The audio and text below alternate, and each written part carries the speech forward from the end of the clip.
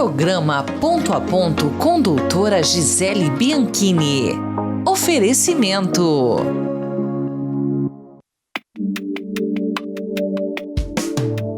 Viver bem, morar bem, é ser feliz todo dia.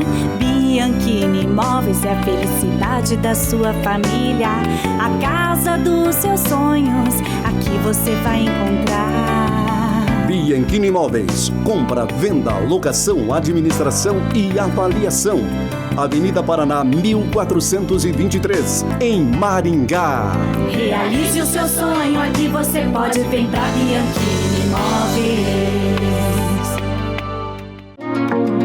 Programa Ponto a Ponto.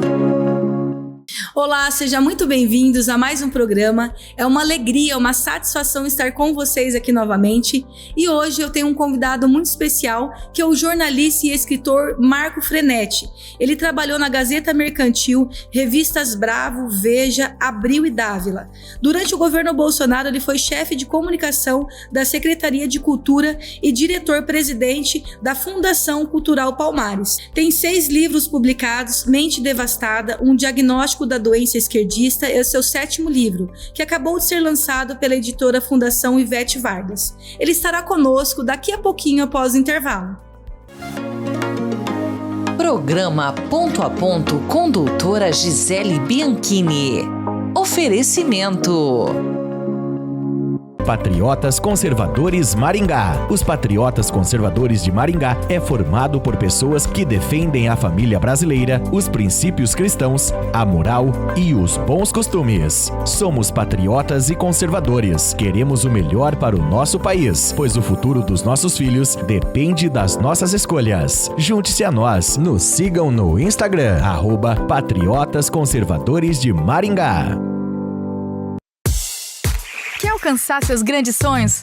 A Unicesumar vai junto. Quer liderar tendências ao invés de segui-las? A gente dá todo o apoio. Participar de decisões importantes? Aqui você vive experiências do mercado de trabalho. Seja qual for o seu propósito, na Unicesumar você encontra tudo o que precisa para transformar os desafios em grandes conquistas. Aonde você quer chegar? Vai com a Unicesumar. Programa Ponto a Ponto. E já estamos aqui no estúdio com o jornalista e escritor Marco Frenetti. Seja muito bem-vindo, Marco, ao Ponto a Ponto. É uma alegria, uma satisfação recebê-lo aqui. Você que é amigo aí lá do deputado Mário Frias, né? Já trabalhou no governo Bolsonaro. Seja muito bem-vindo. Muito obrigada por ter aceito o convite. Muito obrigado. E, gente, boa tarde a todos. É um prazer estar com vocês aqui. Marco, vamos iniciar então o nosso bate-papo falando de um assunto muito importante, que é a questão do comunismo, que infelizmente matou mais de 100 milhões de pessoas no mundo todo. Isso vem se alastrando desde o século passado, sobre a questão de Karl Marx e Engels. Fala para nós um pouquinho sobre o comunismo. Qual é a essência do comunismo? É uma visão criminosa e delinquencial do mundo.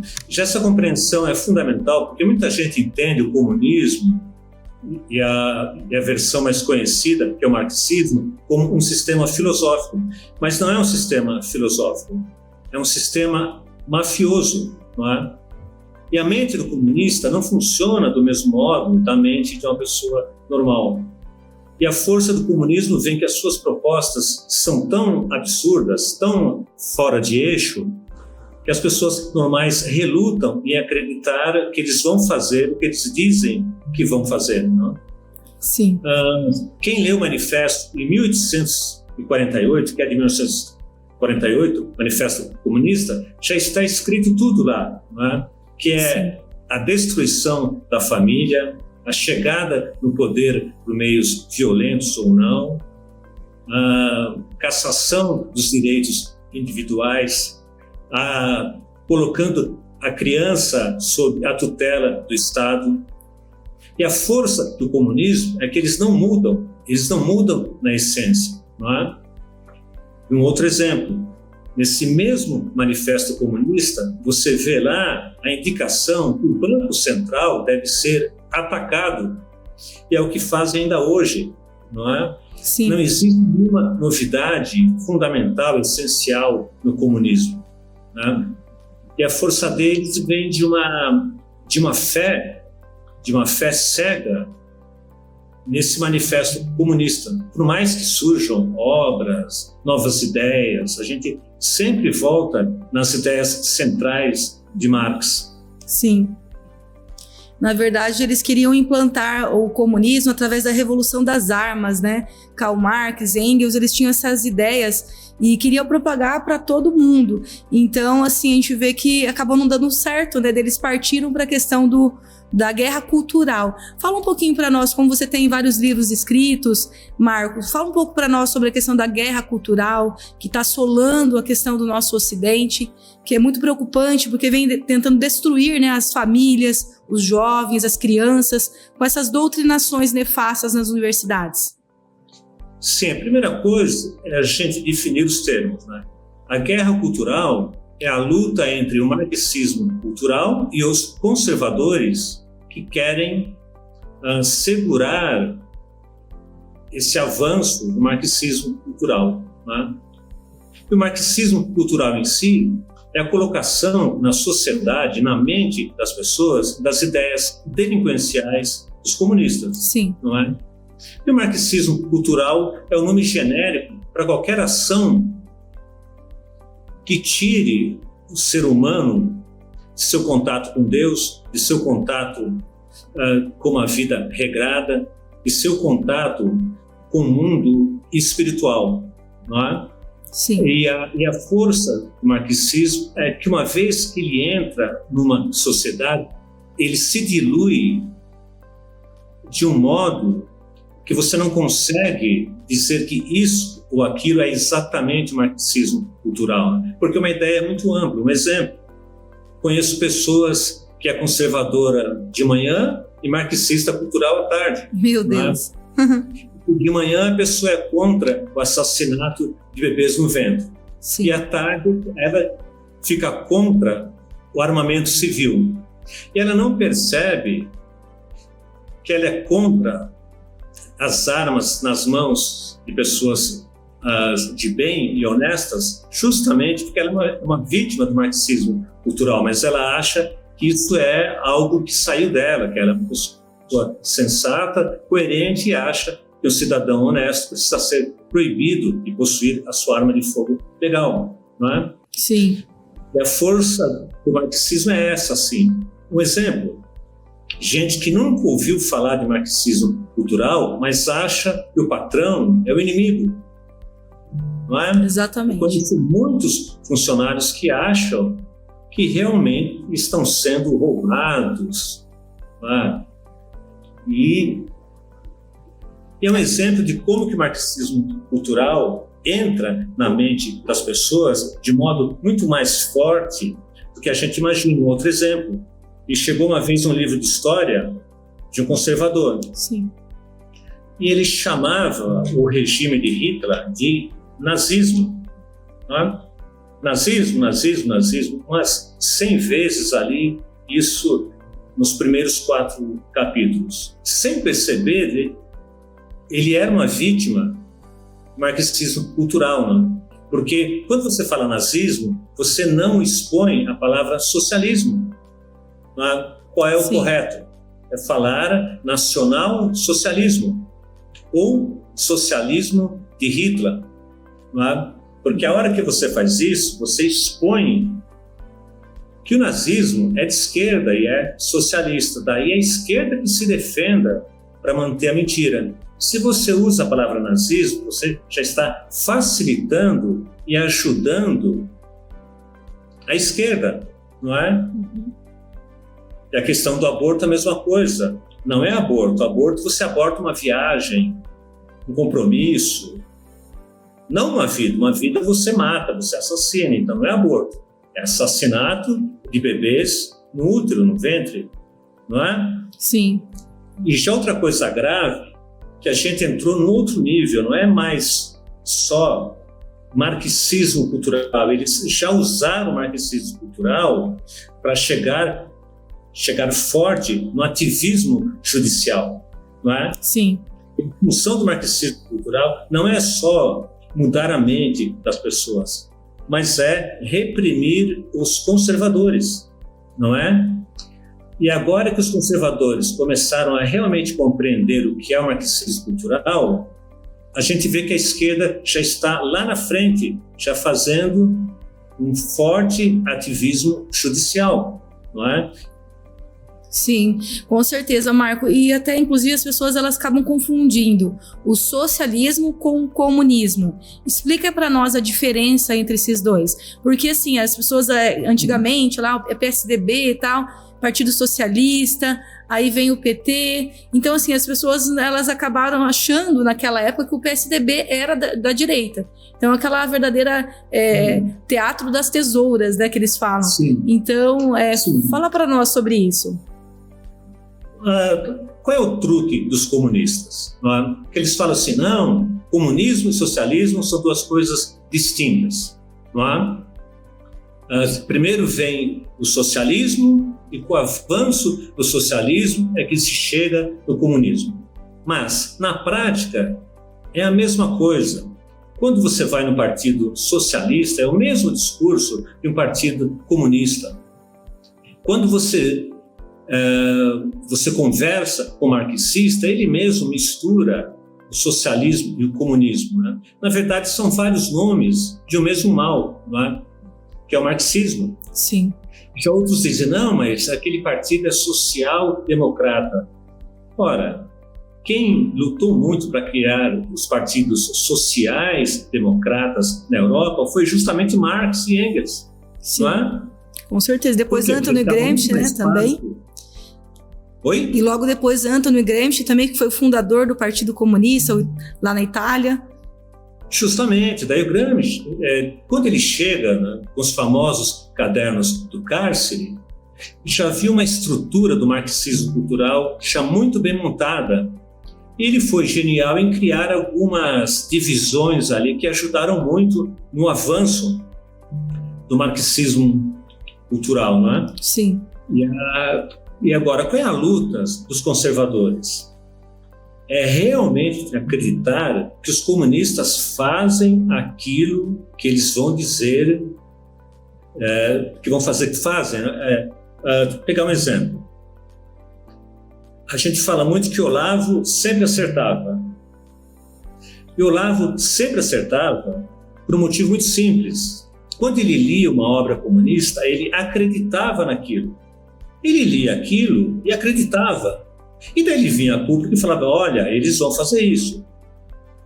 Já a maioria dos conservadores leem as mesmas coisas que Olavo lia, mas não levam a sério. Não conseguem acreditar que aquilo é verdadeiro. E a diferença de alguém que realmente compreende o comunismo e uma pessoa que só compreende na superfície é o grau de crença que se deposita nas intenções dos comunistas, não é? Sim. E é fundamental essa diferença, não é? Quando a gente lê, um exemplo, quem lia Marx em 1848 ia lá, a derrubada violenta do poder, não é? A criança sob tutela do Estado. Ninguém acreditava, não é? Se tivessem acreditado, o lançamento do Manifesto Comunista já era o suficiente para colocar os dois em regime de prisão perpétua. Exatamente. Não é? E essa ausência de crença do conservador na extrema maldade do comunismo e dos comunistas é que realmente nos atrapalha. Sim, inclusive lá na década de 60, o João Goulart ele acabou indo para a China, né? Teve ali um estreitamento com o comunismo, lá de Mao Tse Tung. Aí na volta, os militares falaram, não, espera aí, comunismo aqui no Brasil não. E eles tomaram uma atitude, né, que eu considero aí que seja uma atitude para o bem do nosso país. E o que você acha da sua visão? Se caso os militares, a população da época, inclusive até a Rede Globo da época do Marinho, né, ele também se posicionou contra, né, a questão do João Goulart, o chamado Jango, né, e a gente vê que aquilo foi um livramento para o nosso país, né, mas infelizmente a história diz que foi golpe militar, né, fala de uma forma pejorativa, mas na sua visão, o que você acha, Marco? Se caso eles não tivessem agido, você acha que o Brasil hoje se tornaria um país, né, comunista?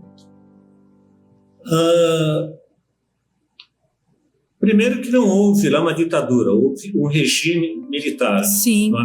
Um regime socialista, por exemplo, se fecham fronteiras, se fecham jornais, não é? Sim. Isso não aconteceu no nosso regime militar. E uma coisa muito séria que houve, que ainda não foi, eu acredito, muito estudada e compreendida, é que já havia nas forças militares muitos comunistas lá dentro, e houve realmente um embate dentro das forças armadas entre os militares conservadores e os militares de esquerda. Né? Sim. Quando surge agora uma série de militares verde por fora e vermelho por dentro, os famosos melancias, não começou agora. Isso já havia em 64. Olha só. Né? E essa luta interna, ela não foi muito bem conduzida pelo lado conservador das Forças Armadas, não é? Sim. Eu não acho que falar de modo geral que os militares eles foram moles, não cuidaram da cultura. Não foi bem assim. Havia uma luta interna muito grave, muito séria ali. Olha só. Porque já viam então essas pessoas lá, esses militares que também eram, sim, adeptos, né, da questão do regime comunista, então. Isso. E assim, no fim do século XVIII, a primeira obra socialista que surgiu no Brasil foi escrita por um general, que é o general Abreu e Lima. Olha só, a primeira obra socialista lançada no Brasil saiu do Exército. Nossa. Né? E o general Abreu e Lima era amigo do Simão Bolívar. Ele foi, junto com o Simão Bolívar, formulador de várias ações revolucionárias. Uhum. Não é? Ora, então, se o socialismo no Brasil surge com um livro de um general, se existem vários militares marxistas nas nossas forças, certamente a gente chegaria nisso que chegamos agora, não é? Olha só. Com o exército do lado dos comunistas que estão no poder no Brasil, não é? E o que houve ali foi no período militar, uma falta de compreensão maior do perigo dos comunistas. Não é? Ora, o governo capturou vários criminosos e depois libertou. Não é? Sim. Houve anistia assim, também, né? Isso, E assim, que é a libertação de criminosos. Não é? E a verdadeira anistia que estão precisando realmente os presos do dia 8 de janeiro, que tem muitos deles que sequer estavam ali, né, quebrando as coisas e estão presos injustamente. Isso, mas veja só, uma outra questão muito importante aí. Quando a gente usa a palavra precisa dar anistia a eles, de certo modo, estamos reconhecendo que eles cometeram algum crime. E eles não cometeram crime nenhum. Exatamente. E assim, não crime graves do jeito que dizem. Quebrou alguma coisa, que pague por isso. Sim. Né? Quebrou um vidro, aí sim. Mas agora, da forma que estão colocando, parece que era um grupo de terroristas, né? Pessoas violentas ali que queriam realmente dar o golpe. Não se pode dar o benefício da anistia para quem não cometeu o crime. Precisa libertar os inocentes. Se trata da libertação de inocentes. Sim. Não é? Exatamente. Mas agora, a gente está usando isso, então a gente segue com o uso dessa palavra e anistia para eles. Mas eu acho que, do ponto de vista conceitual, aí gera um risco, né? Porque a gente já admite que, de fato, aconteceu alguma coisa muito grave. Sim. Como aconteceu lá no período militar, não é? Eles eram realmente guerrilheiros, queriam realmente instaurar no Brasil o socialismo, e eles receberam a anistia. Mas agora, gente inocente receber anistia, pera lá, não, precisa ser simplesmente libertados, Sim. porque são cidadãos brasileiros que não cometeram o crime de tentativa de golpe contra o Estado brasileiro. Sim. Marcos, vamos falar um pouquinho sobre o novo Código Civil, que eles estão tentando aí, inclusive teve um ministro que foi lá no Congresso, estão falando sobre essa questão do código, mas a população em si não está sabendo de nada, não está sendo divulgado. Fala um pouquinho para nós sobre esse novo Código Civil.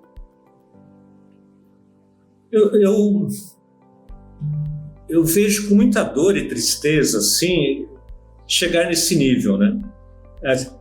Que aquilo não é um código civil, é um código marxista. Um exemplo, foi usado como cavalo de Troia, porque colocaram no Código Civil o PL da censura. Quando você vai no último livro do texto do anteprojeto, você vê lá Código Civil Digital. Quando você lê aquilo, é a síntese do PL da censura que eles fingiram que mataram, não é? Começa 2630, né? O PL 2630 de autoria do deputado do PCdoB, Partido Comunista do Brasil, Orlando, se eu não me engano, Silva, né? O nome dele. Orlando Silva, próprio. Ora, quem ler o Código Civil vai ver o novo Código Civil, que eles querem responsabilizar as plataformas pelas declarações dos seus usuários. Ora, não faz o menor sentido isso, não? Porque isso você tira qualquer tipo de jornalismo, de comunicação efetiva das redes, não é? Se eu falo alguma coisa, eu sou o responsável, não é? Isso valeria para qualquer cidadão brasileiro, não a plataforma que viabiliza a minha fala. Já tem a lei, né, disponibilizada no Código Penal brasileiro, tem o Código de Processo Penal. Já temos uma lei que define, né, o crime de injúria, calúnia, difamação. Exatamente. Já outra coisa grave, colocaram a expressão lá nesse cavalo de Troia que está junto no Código Civil lá, colocaram assim: o usuário não pode cometer abuso de liberdade de expressão. Ora, mas quem vai dizer o que é um abuso de liberdade de expressão nas redes? Quem vai definir, né, realmente? Justamente, quem vai dizer isso? Então, se eu digo que um ladrão é um ladrão, será que eu cometi abuso de liberdade de expressão? Não é? Sim. Não se trata de um novo Código Civil. Se trata de um código de censura e repressão da sociedade brasileira, no geral. E, além disso, colocando expressões muito dúbias que abrem espaço para várias coisas que não faz parte do caráter do nosso povo. Um exemplo é o assassinato de bebês no ventre. Sim. Coloca uma expressão lá que é a seguinte: potencialidade de vida. Ora, como assim? Quer dizer que a mulher não está com um bebê dentro dela, ela está com uma potencialidade de vida? Olha só onde isso vai dar. Meu tá? Deus. Se é uma coisa que existe dentro dela, não é uma vida ainda, é muito simples tirar, não é verdade? Então é esse o caminho das coisas, não é? Isso tudo já reflexo, outra ideia né? muito grave lá é que sempre que houver um conflito entre o jovem ou a criança e os pais, se delega uma autoridade judiciária para ficar do lado da criança. Isso é um absurdo. Traduzindo isso, se um criminoso convence uma criança que ela precisa mutilar os seus seios em nome da ideologia de gênero. E os pais forem contra, ora, esses pais estão em conflito com o interesse manifestado da criança, do adolescente. E o Estado vai ficar do lado do desejo da criança. Um absurdo. Ele quer tirar quer tirar realmente a guarda, quer tirar assim, a autoridade dos pais, né? Porque é um absurdo isso do que está acontecendo. Com isso vai minando a força dos pais, você vai tirando o poder parental. Exatamente. E você comentou também logo no começo que a gente estava conversando sobre a questão também que eles querem, de uma forma subliminar, colocar também a questão da pedofilia nesse novo Código Civil. Isso procede, Marco? Sim, procede por vários aspectos. Primeiro, que a hora que você dá uma liberdade progressiva para a criança, você dá a ela o direito de escolha. Se um adulto a convence que ela já está apta para uma relação sexual, e se o desejo dela vale mais que a orientação dos pais, do poder paterno, materno, ora, você abre espaço aí para uma relação, não é, pedófila, Sim, não é? Sim.